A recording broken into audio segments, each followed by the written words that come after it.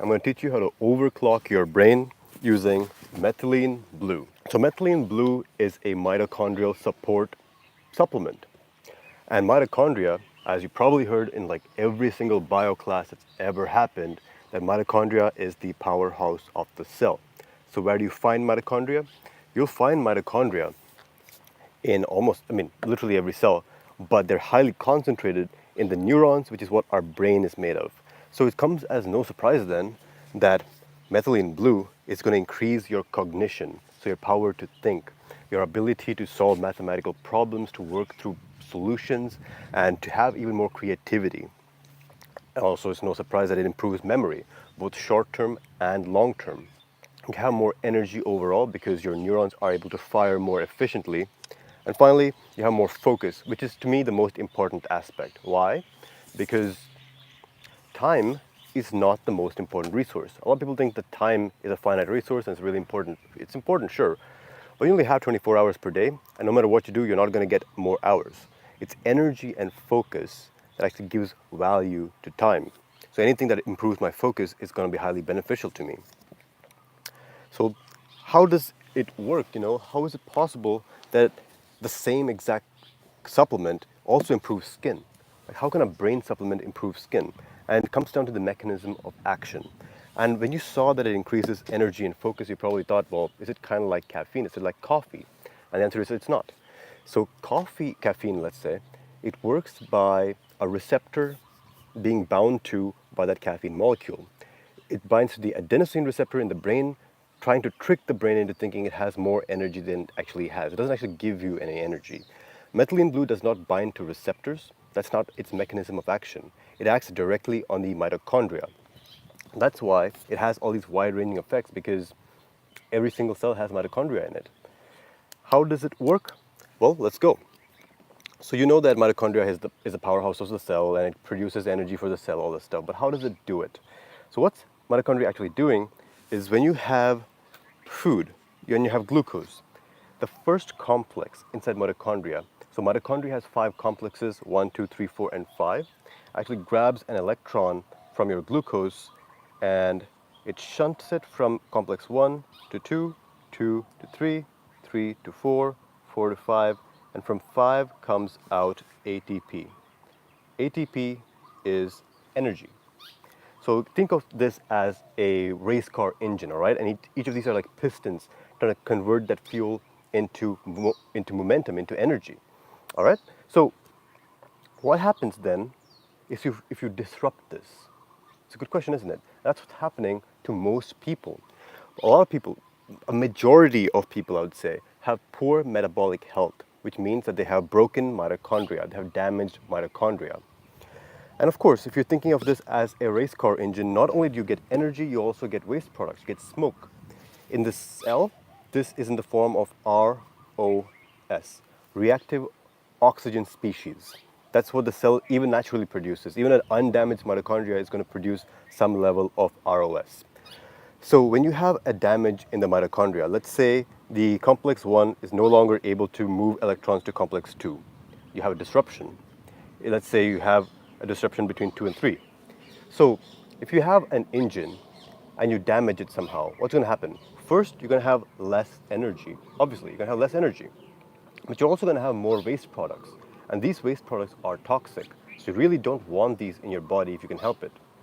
And let's talk about how methylene blue plays a role in all this.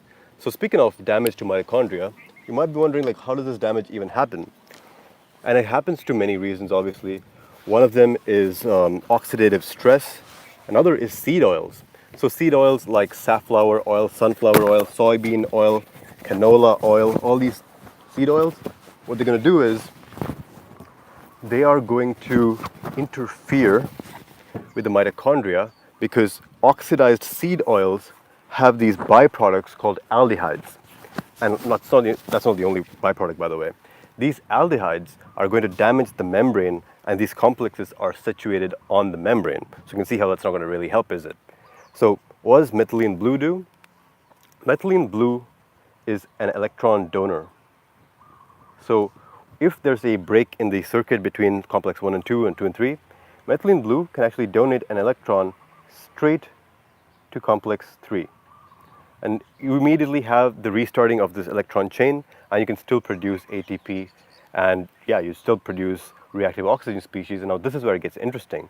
The same methylene blue that can donate an electron and thereby keep this engine functioning can actually neutralize the reactive oxygen species, which is because methylene blue is a auto-reducing agent. There's not that many out there. Methylene blue is kind of rare because of this property. It not only boosts the energy function of the mitochondria, it also deletes the waste products of the said mitochondria. Now you can see how it's really powerful. Now you can see why it would affect all these different things from the brain to skin. So let's briefly talk about the skin side of things. So there's actually research which shows that methylene blue will cause skin to reverse age, causes the reversal of aging. Bizarre, but it's true. It causes skin to be more elastic, more lustrous, more thick. And it's because skin cells are cells like any other cells. If they incur damage, it's a struggle to fix it if you have bad mitochondria. Fixing the mitochondria allows skin cells to fix themselves and also proliferate and generate more cells if some of them die or get damaged. So that's why it helps with skin. And I found this interesting product which I want to show you, which is this company. They took tallow balm, which is already the best skincare product on the planet, and they infused it with methylene blue. This thing is called Meraki Moo. And now you might be asking the question, well, is it actually better than the product which I suggested before, which is the Vintage Tradition tallow balm? And I've been experimenting with both of them, and I actually still prefer the Vintage Tradition. You can see, like, this has been around. I've almost used all of it. That's not sure why the Vintage Tradition is still better, but I've done the experiments, right? I've done an experiment on myself. So what I found is with the Meraki Moo product, I have to reapply it during half the day. But the Vintage Tradition product, I never have to reapply it. You only have to reapply it after you wash your face or take a shower. So I still prefer the OG Vintage Tradition tallow balm, if you want to know my opinion on it. So there we have it, boys. That's why it improves all these things. Now, those who are astute have noticed that I said it reduces viruses, and that's because indeed methylene blue is an antiparasitic, which parasites are a whole different topic, a whole can of worms. Yes, a can of worms indeed, which I will go into in a future video. But it is in fact an antiviral, which is why it is used against malaria for quite a long time, and which is why a certain new infection, actually methylene blue can be effective against that. I won't mention it by name, but I think you understand what I'm talking about. Though it is an antiviral and it's an antibacterial, so you might be thinking, well, if it's an antibacterial, then could it possibly harm the gut microbiome? Good question. If you're thinking in that way, then I'm proud of you. That's the way you should be thinking. And I also actually put off my methylene blue for the longest time because, it could affect the gut microbiome. Even if it has these benefits, like, I don't want to really compromise my gut health. But I looked into it, and there's research, and this is a really cool piece of research, by the way. They took a bunch of mice. Let's call them mice A, B, and C. And they ran them with different quantities of methylene blue. Group A didn't get any methylene blue. Group B got a pretty decent dose of methylene blue. And Group C got a mega dose, a super dose of methylene blue. Like, I would think they were given like 50 grams of methylene blue per kilogram of body weight, which is ridiculous. These mice were probably shitting blue for like weeks. Well, so they took these mice, put them through mazes, as scientists are wont to do, and what they found was mice A underperformed, which is obvious because, if you have mice B and C with all these benefits, IQ, well, it's not actually IQ, it's more like cognitive power, but increased cognitive power, increased memory, then obviously they're going to perform the maze better, because what do you need to solve a maze? You need memory, you need energy, you need focus. So mice B and mice C easily won over mice A. And now they looked at the gut microbiome. They found that mice A and B were the same. So a moderate dose of methylene blue doesn't seem to change the microbiome. Now they looked at the mega-dosed methylene blue mice in group C, and what they found was there was a small change in the gut microbiome. So it seems as though even with quite a large dose of methylene blue, it doesn't completely screw up your gut health. And obviously, no one's going to be taking 50 grams of methylene blue per kilogram. That would be a ridiculous amount of methylene blue. And there's no reason to be taking that much. And of course, I'm going to talk about dosages soon, but it does seem to me that it's fine to take it in terms of gut health. And of course, none of what I'm giving you here is medicinal advice. It is all just for educational purposes. Whatever risks that you want to incur are up to you. It's not my responsibility. I'm just sharing with you my personal experience with this particular supplement. So let's talk about another thing which is going on, which is another side effect which a lot of people notice, which is an increase in anxiety. You see, I've put actually lowering stress, but a lot of people will tell you that methylene blue increases anxiety.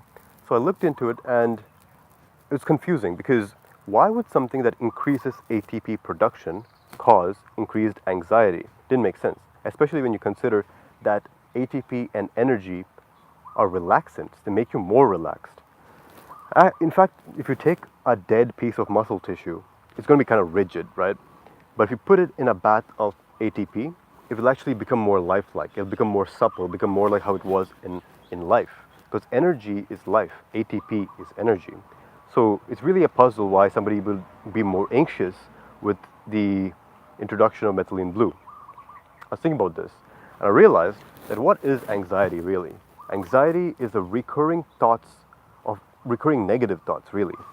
So if you have increased computational power, increased recall, and increased focus on those negative thoughts, of course you're going to feel more anxious. So it's not that methylene blue per se is increasing anxiety, it's more so that methylene blue is eliminating brain fog, allowing you to come head to head with your anxiety.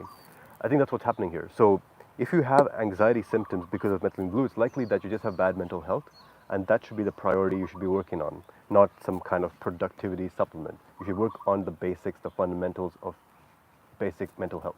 So, of course, that's going to be a topic unto itself, so I won't go into it, but that's another concern. Methylene blue is just a supplement, boys. It's just a supplement. The fundamentals always matter more. Nutrition and detox and mental health are the foundations for a happy life. Methylene blue is something which can help, but it is not the foundation and it never intended to be. So I have two courses, the nutrition course and the detox course, but I don't have anything on mental health. I think I should probably make something like that. So there you have it.